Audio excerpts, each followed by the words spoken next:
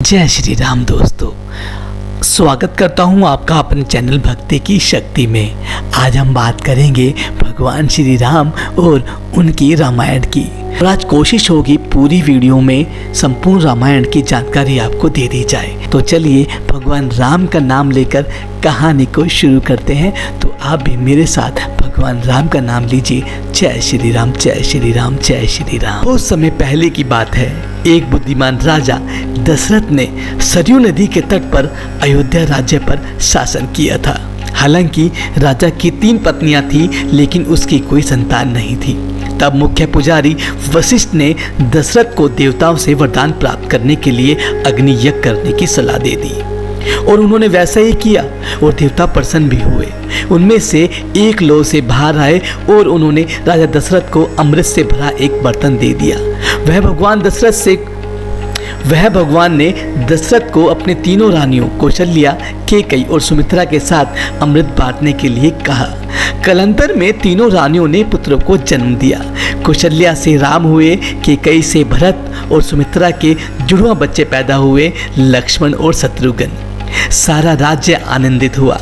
चारों युवा राजकुमार बुद्धिमान और अच्छे स्वभाव के थे और वे एक दूसरे से बहुत प्यार करते थे। लेकिन राम और लक्ष्मण के बीच एक विशेष बंधन सा था।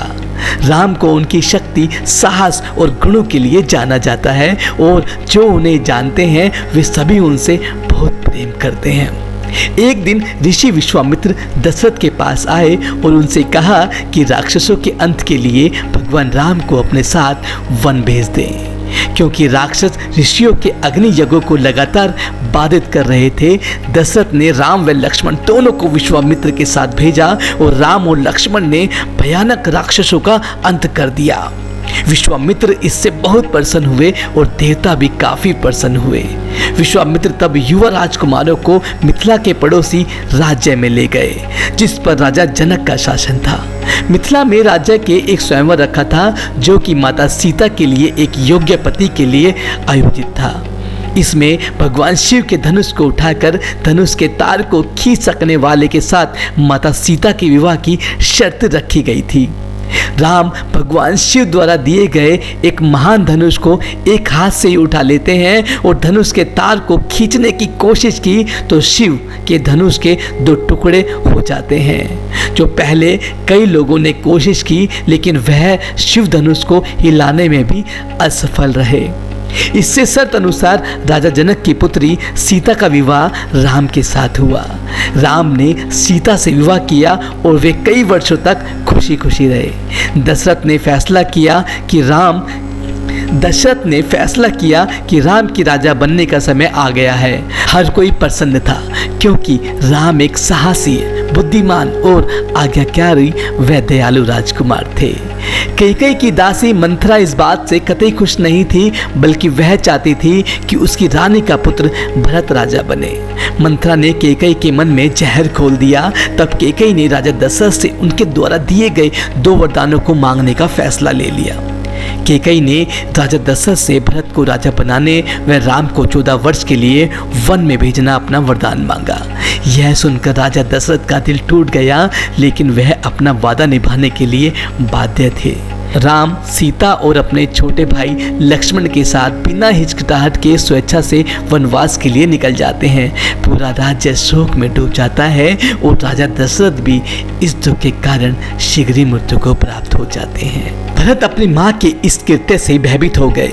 वह राम को वापस लौटाने के लिए मनाने के लिए जंगल में जाते हैं, लेकिन जब भगवान राम वापस लौटने से मना कर देते हैं, लेकिन भरत राम की पादुका ले आते हैं और उन्हें राज्य के सिंहासन पर विराजमान कर देते हैं। उन्होंने कहा कि जब तक राम वापस नहीं आएंगे तब तक यह शासन करेंगे। उधर प्रकृति के खजाने की सुंदरता व शांति के बीच जंगल में राम, सीता और लक्ष्मण रहते थे। पक्षी गाते थे, दराएं गड़गड़ाहट करती थी, हजारों संख्या में फूल खिलते। वे वन चित्रकूट में कुटिया बनाकर रहने लगे। एक दिन एक भयानक बात हुई।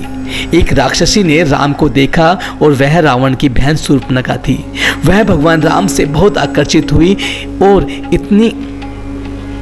और इतनी आकर्षित हुई कि उनसे शादी करने की चाह रखने लगी। जब भगवान राम ने मना किया तो उनके मना करने पर क्रोधित होकर शूर्पणखा ने सीता पर आक्रमण कर दिया। यह देख लक्ष्मण सीता की सहायता के लिए दौड़ पड़े और लक्ष्मण ने चाकू से शूर्पणखा की नाक काट दी। शूर्पणखा अपने भाई लंका के राजा रावण के पास गई और उनसे उनका अपमान करने के लिए भगवान राम को दंडित करने के लिए कहा। रावण ने अपने चाचा मारीच को भेजा, जिन्होंने सीता को आकर्षित करने के लिए स्वर्ण मृग का रूप धारण किया। यह देखकर सीता ने राम को पकड़ने के लिए कहा। राम ने हिरण का पीछा किया और अंत में उसे तीर मार दिया।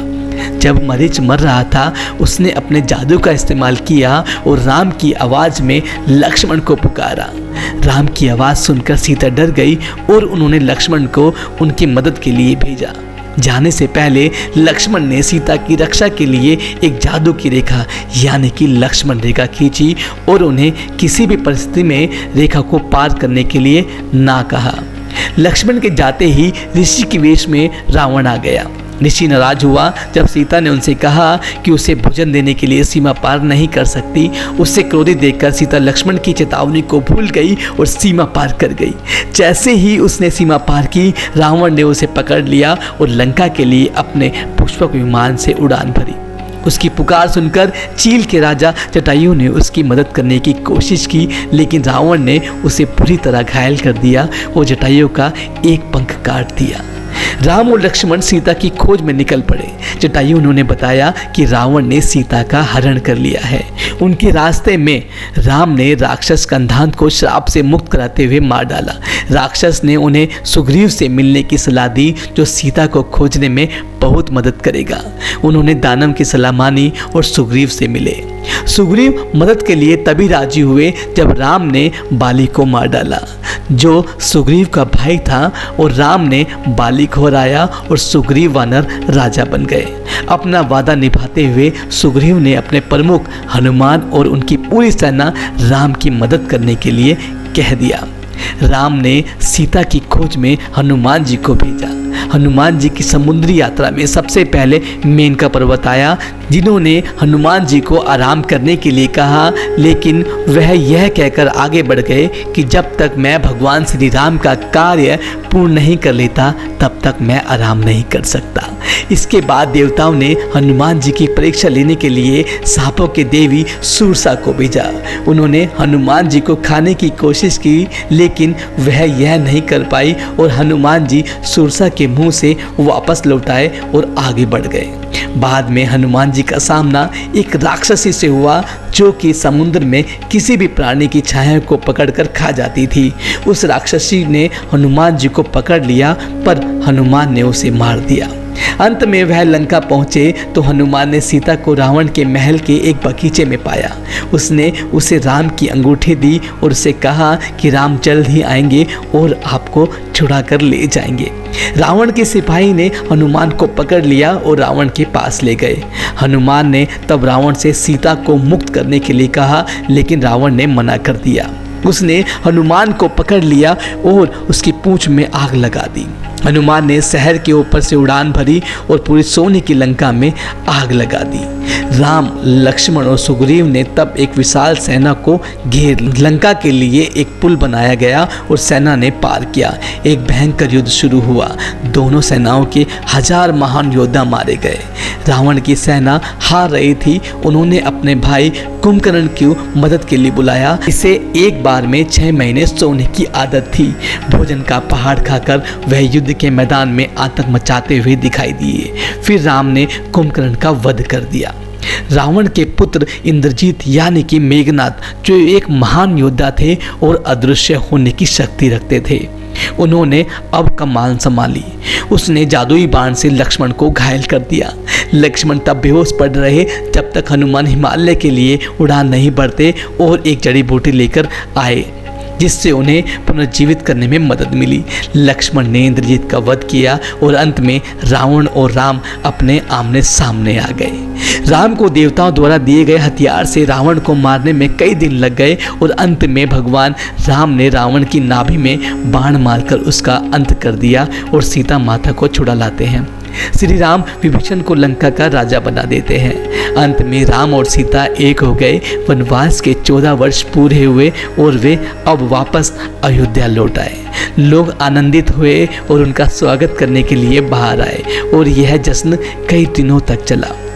कुछ समय के बाद माता सीता गर्भवती हो जाती हैं, लेकिन जब भगवान राम लोगों के मुख से अग्नि परीक्षा के बारे में सुनते हैं तो वह माता सीता को अयोध्या को छोड़कर चले जाने के लिए कहते हैं। माता सीता को इस बात से बड़ा दुख होता है और वह महर्षि वाल्मीकि उन्हें अपने आश्रम में आश्रय देते हैं।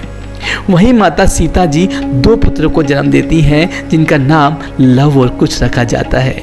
लव और कुश ने महर्षि वाल्मीकि से पूर्ण रामायण का ज्ञान प्राप्त किया। लव और कुश दोनों ही बड़े पराक्रमी और ज्ञानी थे। भगवान श्री राम ने चक्रवर्ती सम्राट बनने व अपने पापों से मुक्त होने के लिए अश्वमेघ यज्ञ किया। यज्ञ का सुझाव लक्ष्मण द्वारा दिया गया था। अश्वमेघ यज्ञ के घोड़े को स्वतंत्र रूप से छोड़ा जाता था और वह घोड़ा जितना ज़्यादा क्षेत्र तक जाता था उस क्षेत्र के भगवान श्री राम के राज्य में सम्मिलित किया जाता था। बताया जाता है कि अश्वमेघ यज्ञ को अपनी पत्नी के बिना नहीं किया जा सकता, इसलिए भगवान श्री राम ने माता सीता जी की एक स्वर्ण मूर्ति बनाई थी। जब भगवान राम ने घोड़े को स्वतंत्र रूप से छोड़ा था तब भी एक राज्य से दूसरे राज्य में गए।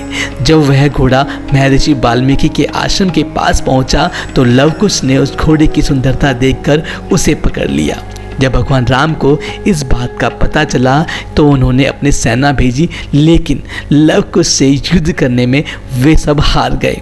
जब अंत में भगवान राम स्वयं वहाँ पहुँचे तो उन्होंने बालकों से पूछा कि वह किसकी संतान है।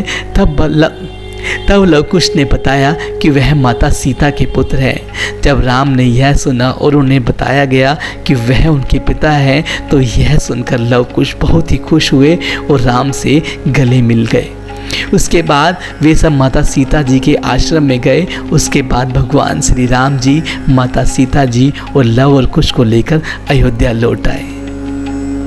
आशा करता हूँ आज की ये रामायण की पूरी संपूर्ण कहानी आपके लिए बेहद लाभकारी होगी। अगर आप भी भगवान श्री राम के भक्त हैं तो चैनल को सब्सक्राइब जरूर करें।